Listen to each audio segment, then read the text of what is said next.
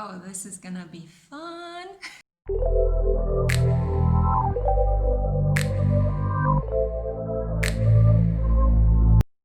Hey crew, welcome back to the Spiritual Social. I'm Lexi, your local light worker, and I'm very happy to have you here today. I want to talk in this video about a common misconception, the understanding that tarot is a tool that can be used for evil or that you use in the service of the devil. I want to clarify some of this kind of toxic misconception regarding the practice of tarot, and I'll give you my personal belief and my personal perspective on this topic. Okay, so feel free to have your own. This is what I've been encouraging you since I've started posting these videos: independent thinking, okay, following your intuition. But it's really important for me to speak up against fear and against the stigmatization of a practice that is very dear to my heart. Okay, so in my understanding of tarot, I see it as a tool that can help you get to know yourself better. It is kind of like a repository of all the intuitive symbolism, all the creative association, the animistic knowledge, right? So the belief that everything that is surrounding us, even objects and plants and animals, have a soul, just like we have a soul. All of these beautiful objects, all of these beautiful ideas, all of these gorgeous practices that we carry since pagan times, and we developed throughout time also through the realm of institutionalized religion and all sorts of rituals that we've created in time as human beings to try to mark the passing of time, the evolution of a human being from birth until death, are to be found in the wisdom of the tarot. Okay, so first common misconception: tarot is evil and tarot is the tool of the devil. Wrong. In my opinion, tarot is not evil. Look at it. It is just a deck of 78 cards that are beautifully illustrated with a lot of symbols that might confuse some people, might make other people wonder. It seems curious the first time when you hold a tarot deck in your hand, you're wondering, what is this, okay? Tarot is not evil. People can be evil. And indeed, the way in which tarot is used and for what intent and purposes tarot is used actually determines if it can be a tool that is used for good or a tool that is used for evil. So, tarot in itself is just an object, but human beings can be evil. So what I'm trying to say through this is that the energy that we carry within ourselves as human beings can be used for good or can be used for bad or can be used in a really haphazard way as well. Okay, I don't want to support this dualistic system, but just to clarify, because I don't want to confuse a lot of you out there that might be novice in this discipline and in this practice.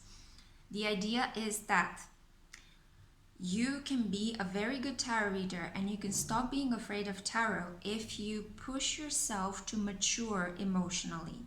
And what do I mean by that? A lot of people that have been indoctrinated into thinking in a very strict and dogmatic religious system are most of the time not only afraid of the tarot, but they're afraid of themselves. They're afraid to explore their dark side. They're afraid to explore their shadow self. They might have this kind of pain and pleasure dynamic in their mind. They might live out some sort of sadomasochist understandings of life, such as that God is a father that is punishing you if you're not doing right, or that you need to live in a certain way here on earth in order to get riches after you die. To my mind, those are really interesting systems of belief, okay? I give them the honored respect that they deserve because they are the realization of the wealth of knowledge of a lot of people throughout time, okay? And we need to respect our forefathers and our ancestors and our foremothers. However, I do think that they are mostly stories. So it's all a game of what you choose to believe. People who are afraid of the tarot they don't have that emotional maturity to try to understand that it is helpful in life to have more than one system of belief by which you can guide yourself. Okay? So, people who love the tarot, who practice it, have the emotional maturity to understand that there is no such thing as the devil outside of ourselves and a god that is mostly a male elderly guy with a beard outside of ourselves. Rather, They understand through spiritual work that we as human beings hold the potential to do evil and great harm to other people in this life, but also the potential to be healing creatures, to love others, to inspire them, to give them life, right? As human beings, we create life and we can take life. That is the essence of our good and our evil, or what Freud used to think, the instinct for desire and the instinct towards death, right? So there is here a very beautiful way in which science, occult knowledge, and occult, guys, don't be afraid of this word. Occult basically means the unknown, okay? So what we have yet to discover or explain through scientific knowledge fits into the wonderful world of the unknown, the great mystery of life, okay? So don't be afraid of the tarot. It is not an understanding that evil exists outside of ourselves or God exists outside of ourselves. We have God and the devil within ourselves. We are capable of huge destruction. Go have a look at World War II research, okay? Go look at documentaries regarding prohibition, racism, what's happening at the moment and on the television, right?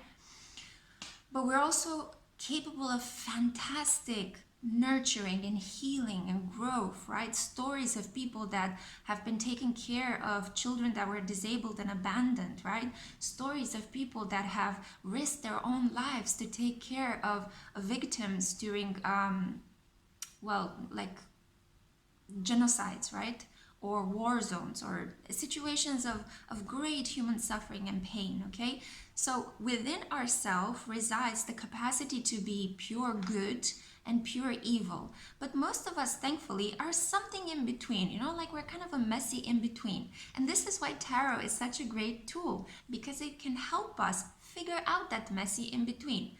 Tarot, in spite of the fact that a lot of strongly dogmatic and fanatically religious people who are afraid of being creative, in spite of the fact that those people attach a lot of evil things to the tarot is actually a conglomeration of a lot of symbols from all of the world's religions.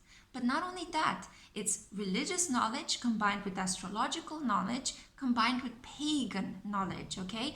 That's why it is so powerful, and that's why it is so beautiful. I wanted to show you one of the cards here. For example, let's take the Wheel of Fortune. This is the 10th major arcana in the tarot deck.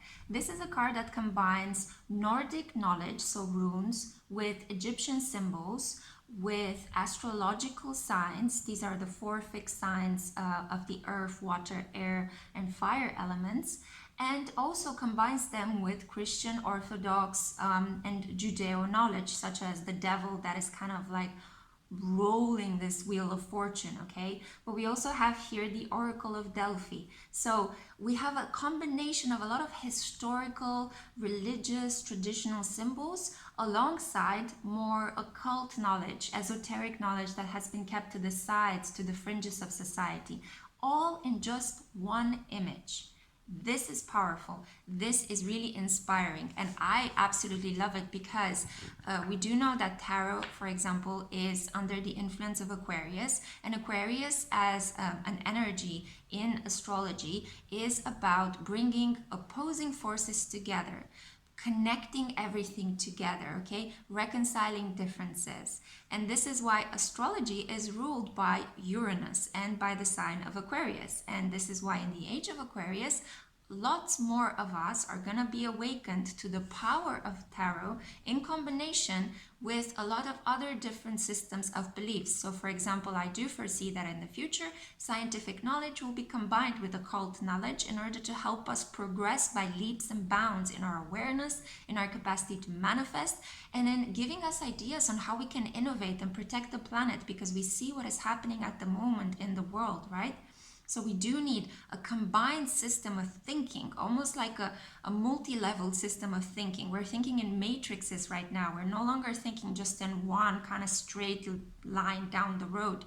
It's the era of complex living and complex thinking, okay guys? So we need to like push ourselves to think outside of the box, no longer within a very limited mindset, because this is no longer going to work for us. And as we are approaching 2023, when Pluto will enter Aquarius, all of these systems of beliefs that are rigid and very dualistic or very monotheistic, we only worship one God and this God is in the image of a man, or we only have good and evil, punishment and reward. All of these things we're going to do without them. These belong to the age of Pisces, to the age of religious persecution, to the age of the Crusades, to the age of people kind of wanting to create hermetically enclosed family lives for themselves, but not giving to each other, not supporting each other, not loving each other as much as they knew that they could, okay?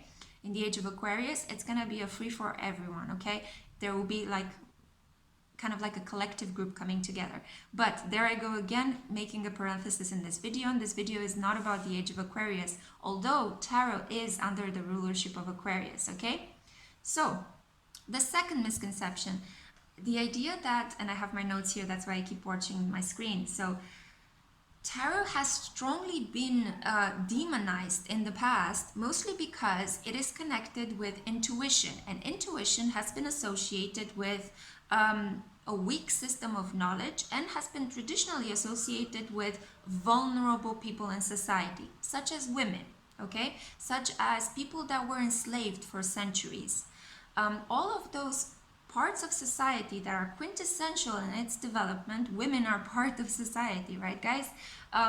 Ethnical minorities that have been persecuted and enslaved for centuries also are essential parts of society. Right now we're seeing them rise up, and tarot and astrology is helping give a voice to those people that were treated as less than significant, as devalued throughout time.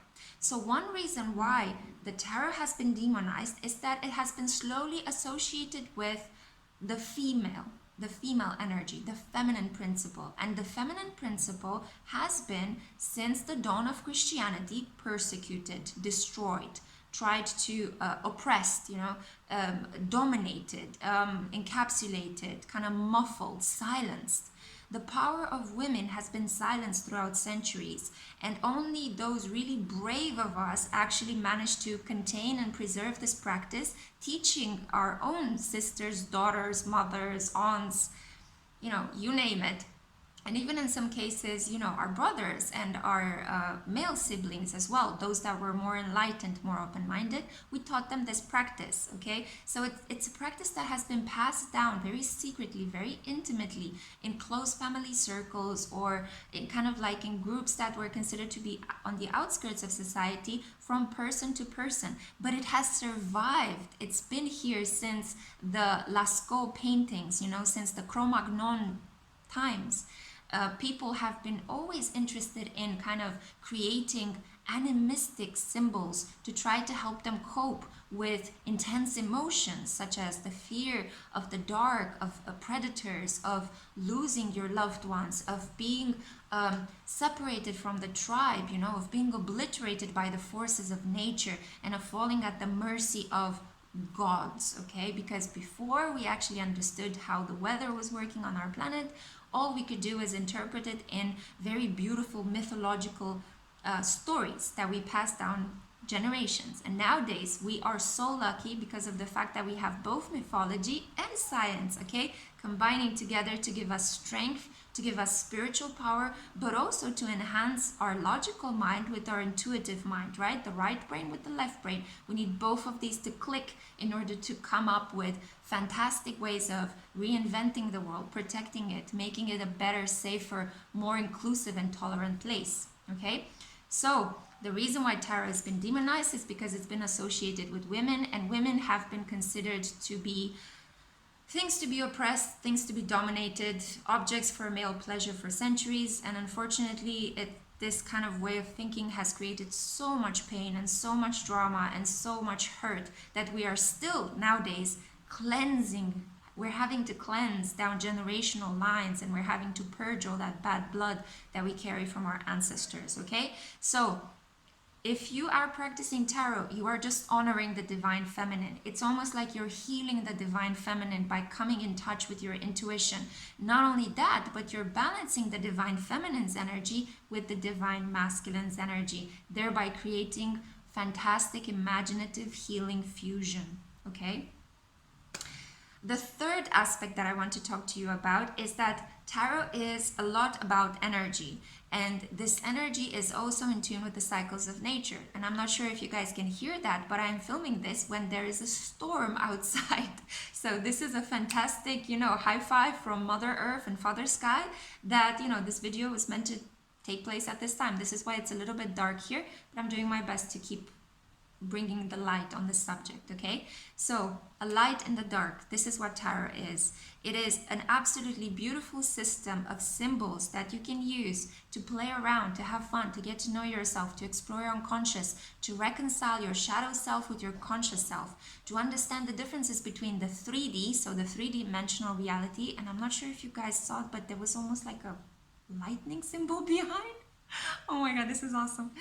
Okay, so to reconcile our 3D based reality, so the three dimensions that confer ourselves, weight, height, and length, but also time is added to that. That's the 4D. And finally, the 5D is everything beyond that. Okay, that involves what happens inside a supermassive black hole, what happens in terms of how we time travel, parallel universes, alternative realities.